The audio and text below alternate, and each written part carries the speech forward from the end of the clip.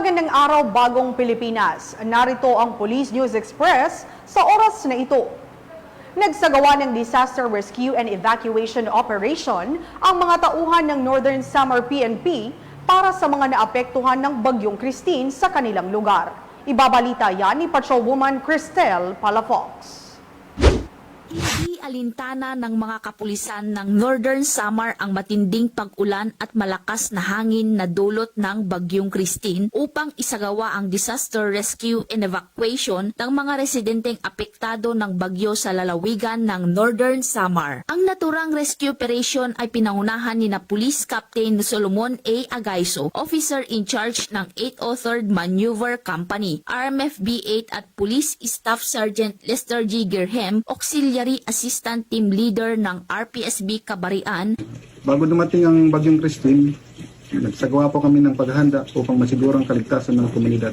Kaya pag-ugnayan po kami sa local officials ng barangay, sa Municipal Disaster Risk Reduction Management Office para ayusin ang mga plano sa paglikas at tukuyin ang mga ligtas na evacuation centers sa barangay. Tumulong din po ang RPSB Team Kabarian sa pagpapakalat ng mga update tungkol sa panahon. Tumulong din po kami sa pag-inspeksyon ng mga pangunahing lugar tulad ng mga drainage system at linya ng kuryente upang mabawasan ang posibleng panganib at napabilis ang pagtugon sa sitwasyon. Sa ilalim ng pamumuno ni Police Colonel Sani B. Omengan, Provincial Director, Northern Samar Police Provincial Office. Katuwang ng mga kapulisan ng Northern Samar sa pagbigay ng tulong ang mga force multipliers, mga residenteng kusang loob na nakiisa sa rescue and evacuation operation at iba pang ahensya ng gobyerno. Ang gawaing ito ay isang simbolo ng malasakit at pagkakaisa ng iba't ibang ahensya ng pamahalaan sa pagtulong sa mga kababayan nating naapektuhan ng kalamidad. Patuloy na naninindigan ang PNP sa kanilang tungkuling maghatid ng serbisyo at tulong sa mga nangangailangan habang sinisiguro ang kaligtasan at kapayapaan ng bawat komunidad. Dahil sa Bagong Pilipinas, ang gusto ng pulis, ligtas ka.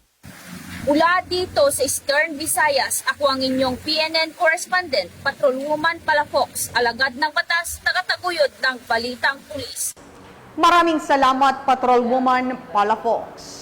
At para sa iba pang update sa kalagayan ng panahon at Bagyong Christine, laging tumutok sa Police News Network, alagad ng batas, tagataguyod ng Balitang Pulis. Ako po si Patrolwoman Melanie Mapa, nagbabalita para sa Police News Express.